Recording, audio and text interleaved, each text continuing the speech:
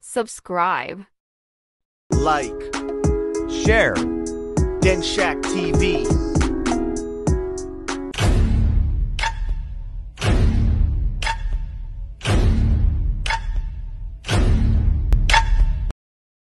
Me?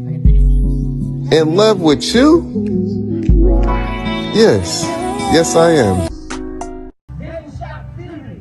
Denshack TV! Denshack TV! So yun po mga ka-business, makikisuyo po kami, pakisuportahan natin Denshack TV at suportahan natin, panoorin natin yung kanyang mga uploads. Maraming salamat po! Hello everyone, it's me, Master Denshack. Welcome to my vlog, Denshack TV. For today's vlog po, magluluto po tayo ng tinola. Tinola ni Sisay, isang original Filipino cuisine. Samahan niyo po kami, let's go! Magluluto po tayo ngayon ng tinola. Tinola ni Sisay. Magluluto po si Denshack, hindi si Mrs. Denshack. Ito po, binabalatan na yung ating papaya. Ang ganda ng papayang yan, ha? Fresh. Fresh. Saan mo binili? Shanghai. Shanghai. Doon sa isa pang Chinese store. Ibang Chinese store po yun, hindi po yung pinuntahan natin. Yan. Ito po yung mga naiwan ng papaya. Masarap din ang sayote, no? Ano bang mas masarap, papaya o sayote? Mas masustansya yata yung papaya. Papaya. At saka parang pag sinabi mong papaya, mas mas... Talagang tinola. Oo, tinola. Kasi sa mga napapanood ko, ang papaya talagang the best. Naggaya ka rin ng sibuyas. At saka meron din tayong luya. Pantanggal ng lansa. Lansa ng alin? Ng manok. Okay. Ano yan? Oo. Ano yan? Hindi Malunggay. Malunggay to? Yeah. Oh, meron po kaming malunggay dito. Baka akala nyo walang malunggay dito sa Canada. Pero sa frozen po yan. Frozen. Yeah, mga frozen foods. Yan. Dito, nakapak ng plastic yan. Pakita nga natin yung plastic. Ito po yung plastic. Horseradish. Galing po yan sa Bulacan. Horseradish leaves. Yan. At itong ating manok. Itong manok ba ito? Buong manok ba ito? Nung before mo niwa yan. Our chicken. Sarap ng tinola. Namimiss ko ang tinola. Masarap kumain ng tinola. Mamaya, kakain tayo ng tinola. Pagkaluto ni Sisay. At ito yung ating sili. May bawang din, no? Di ko nakita yung bawang. Ayun. Bawang. Of course, hindi pa ready. Hindi pa ready. At ito yung ating mga... Ay, pakisalin mo pala yung ano dyan. This one, it's not... This one is almost empty. We need to open this. Okay. Ayan, meron tayong asin, toyo. Toyo ba ito? Di ba patis ang nilalagay sa... Patis yan. Patis to. Oo, okay. Ibang brand yung nabili ko eh. Oo. Yeah. Meron din na palang patis na Marca Piña. Dati, ano lang yan, di ba, toyo? Ito, meron tayong patis na Marca Piña. Pinakamasarap. Ayan. Punta tayo sa labas. Tingnan natin. Napakaganda sa labas. Just the other day, meron tayong snowstorm. Siguro nagparinig lang yun, sweetie, ha? Mabol. Pahabol lang yun. Talagang maganda na talaga yung panahon. Tingnan natin sa labas. Halika kayo, samahan niyo ako.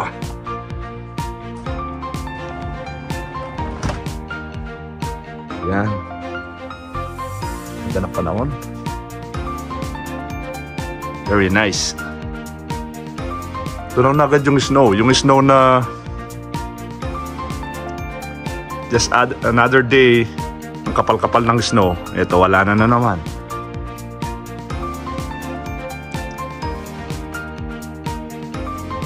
Pwede na yung mga timba natin na pagtatamnan natin ng mga vegetable. Yan, nakabang dyan. Tanggalin natin itong mga Ito kasi mga kaon na ito yung dati nating bakod. Nagpalit tayo ng bakod, so kailangan nang tanggalin. Para dito, maglagay din tayo ng mga tanim. Yes! I can wait.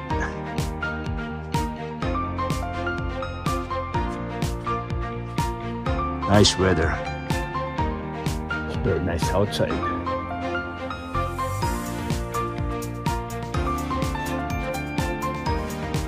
Kikinis tayo. Kung medyo maganda na yung weather, maganda nang maglinis dito sa ating backyard para ready na, set na tayo. Gagawin natin dito, magluluto tayo dito sa backyard. Gawa tayo ng mga barbecue. At the same time, yung ating mga tanim. Yan, umpisaan natin. Magpupunla tayo. Para meron tayong everyday vlog. Yan. Yan tayong ginagawa everyday dito sa backyard. Ma-enjoy natin yung summer. Ang summer dito sa Canada, maiksi lang. So, dapat talagang ini-enjoy natin. Look at this. Natutunan ko to kay Ima. Nung nabubuhay pa siya. Pagka nagluluto siya, ganyan. Which is very nice. Akala ko naturo ko rin sa iyo yan noon. No, look, nothing. No kalat. And this one, you can also put it in the compost. You don't really need to put it in the garbage because this is paper. So, you see? No mess. One trick. Kapit na, magluluto na tayo. Wow! Ang ganda sa labas. Ang ganda ng sikat ng araw. Imagine, 3 days ago, that was Thursday, meron pa tayong snowstorm. Punong-puno ng snow. Ngayon, Sunday, tunaw na agad. Talagang malapit na yung summer. Napaparamdam na. Sana tuloy-tuloy na ito. Pero mahirap ding mag-predict dahil ang weather dito sa Canada unpredictable. Imagine, last year, April, nagkaroon pa kami ng ice storm. Nawalan ng kuryente. For almost a week, walang kuryente. Ang hirap. Nagluluto kami sa labas. Buti na lang meron akong gasol. Actually, meron akong vlog dyan, 2023. Ice storm. Panoorin nyo mga kamaster. It's nice to watch. Pero agad yung mga snow. As you can see, napakaganda sa labas. Hey guys, may papakita ko sa inyo. Itong alamang to. Sobrang na-miss lang ako. Dati kasi ang lit-lit lang nung alaman na ito. Kung titignan nyo, sobrang tangkad na. Halos umabot na sa ceiling namin. Dahil yung bahay namin, high ceiling. Pero yung alamang to almost aabot na dun sa ceiling. Grabe. Siguro mga ilang taon na lang nandun na sa ceiling. Papakita ko rin sa inyo yung mga orchids ni Mrs. Yan, itong isang to may bulaklak. Gandang tignan sa harap ng bahay. Ito, tignan nyo, may buko na. Ibig sabihin, magbubulaklak na. Wow, amazing. Yan, nagigisa na tayo. Anong nilagay mo? Luya? Luya muna. Yan. Olive oil first. Pag nagigisa ako, olive oil. So, napaka-healthy ng oil mo. Olive oil pa. Wow. Pero pagka regular na fry, regular kasi ang olive oil daw hindi pwede sa pang-fry. Oh. Good to know. Good to know. Pero pagka mga soup na ganito... Patingin nga ng olive oil mo. Ito ba yung olive oil mo? Eh, hindi naman yan usually ang nabibili ko. Minsan yung Bertolli. Sa Costco mo binibili ito? Sa Costco? Yeah. Pero kahit naman sa ang store meron yan. Pero iyan yung organo. Gisa-gisa lang tayo. Malakas yung exhaust natin kasi para hindi mangamoy sa loob ng bahay.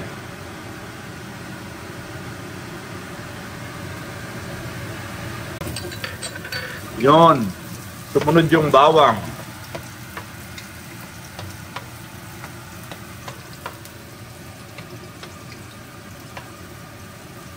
Kasarap ng tinolang yan. Tinola ni Sisay.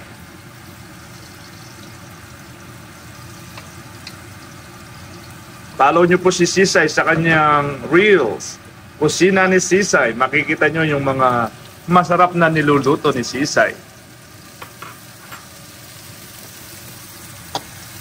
Yun, dinagay na rin yung sibuyas.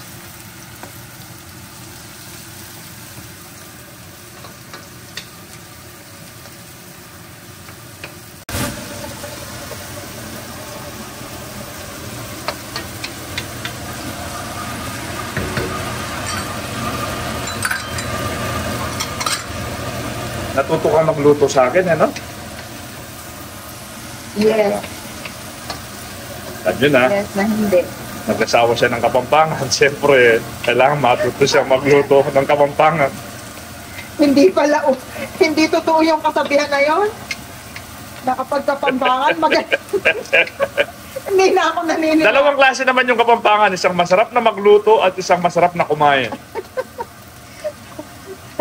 Akala ko pa naman, totoo. Ako yung masarap na kumain. Kaya dapat, yung asawa ko, masarap din magluto. Yan. Huwag kayong maniniwala sa kasabihan na yun dahil hindi totoo yun.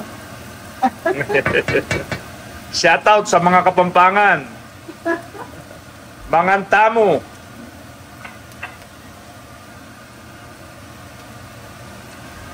Ang sangkot siya muna mabuti. Hanggang sa mag-brown, ganun ba? Yeah, almost. And then I'll put the chicken. And then you put the chicken, medyo ipa-fry-fried mo yung chicken I'll put hanggang a little salt here. hindi mo napatis. Hindi muna, a little lang. Yan, nilagay na yung manok natin. This is more than one chicken because I add more legs.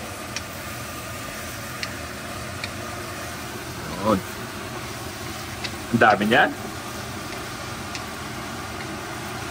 Kaunitin siya. Dito sa Canada, kailangan meron kang mga nakareding baon. Hindi all the time, libre kang magluto. Napaka-busy rito. Hindi ka mukha dyan sa Pilipinas.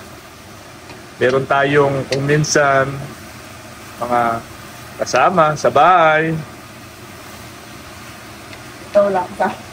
Dito, lahat busy, pare-parehong busy, pare-parehong nagtatrabaho.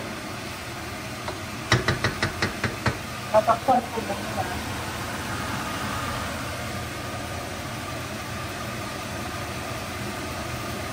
Yan. Ching, ching, ching, ching, no? Ching, ching, ching, ching, Ching, ching, ching, ching. Tatakpan ko. O, tatakpan na natin. Babalikan natin maya-maya. Oo, balikan nila lang maya-maya. Habang tinatakpan ni Mrs. yung kanyang niluluto, babalikan natin yan mamaya. Abangan natin ang susunod na kabanata. Habang busy-busy si Mrs., tulungan natin siyang i-empty natin yung ating dishwasher. Ayan. Napakasipag ko pong magugas ng plato. Ito po yung aking mga inugasan. Ayan. Tatanggalin po natin isa-isa. Ayan. Parang napakarami namin dito sa bahay, no? Ayan. Sa dami ng hugasin. Ilang araw? Kasi ano po ito, ilang araw. Ayan pa, sa baba. Diligpit po natin yan maya-maya. Ayan, medyo ba-brown-brown na yung ating chicken or yung ating manok.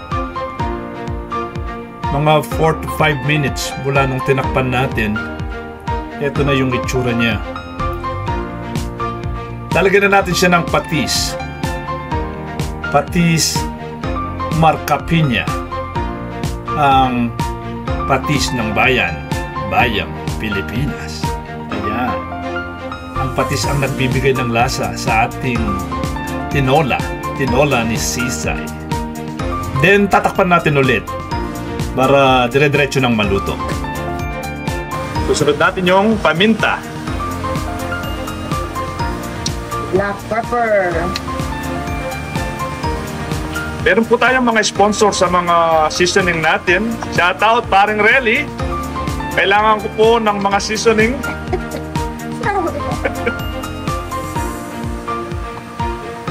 Okay, takpan muna natin ulit. Ayan.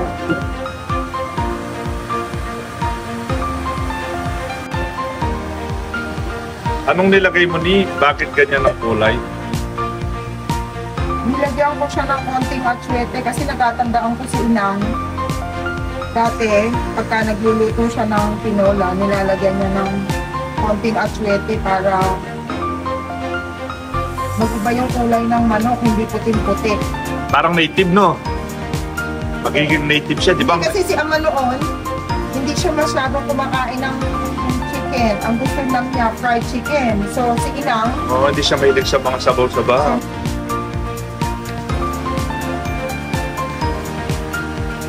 Sinang lang bang naglalagay ng pangkulay? O yung mga sa gawing Bulacan, naglalagay talaga sila?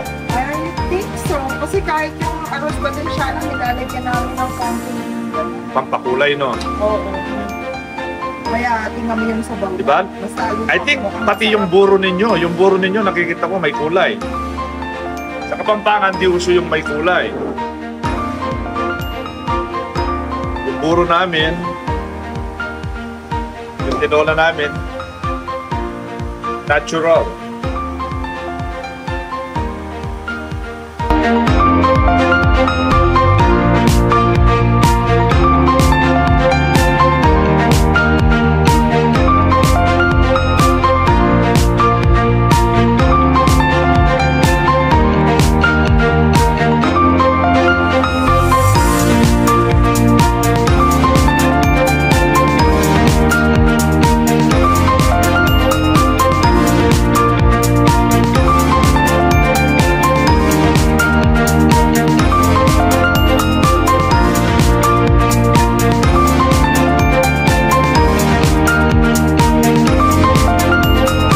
Don't cut that from the video. Kain po tayo. Denshack TV.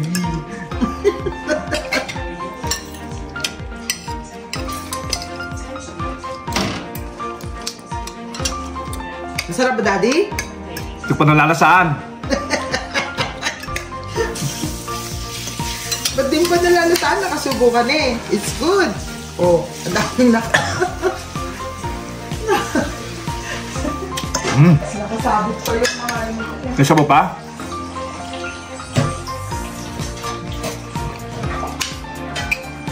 Tinola po tayo, mga kamaster.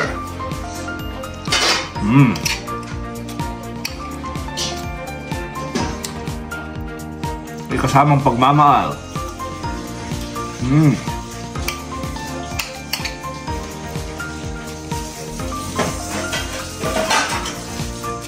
Sarap ng tinola ni Inday.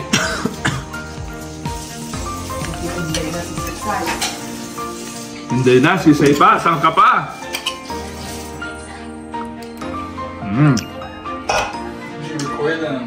Sarap talaga yung papaya nun eh. Yeah. Yeah, matamis. Para ka nasa probinsya kumakain.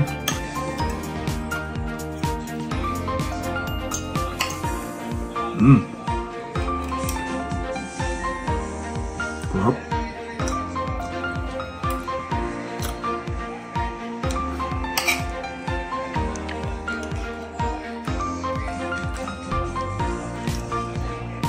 Kain po tayo. Sarap ng tinola. Ano naman sinabis ng papaya. At ang the best, meron pong daon ng malunggay.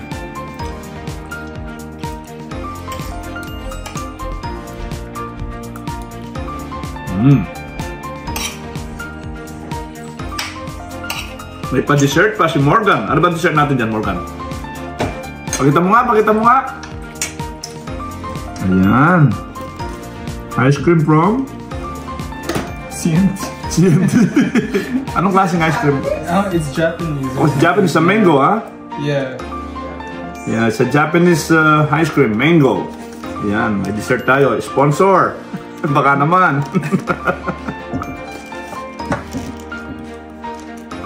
Which one is for me? Oh, you wanna try the mango, right?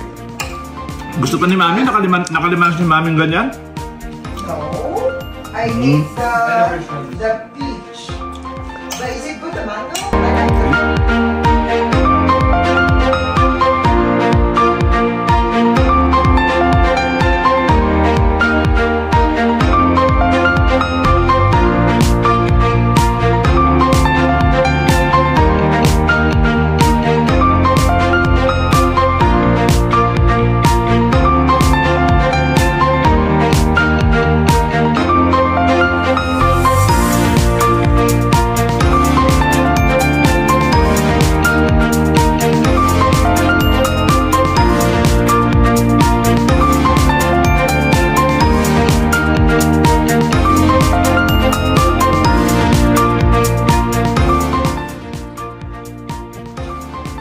Gawa muna tayo ng kape.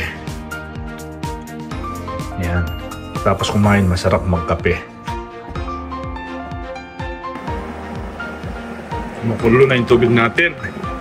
Ito pa lang natin kape. Yan. Tayo. Kopi ko. Kopi ko. Baka naman.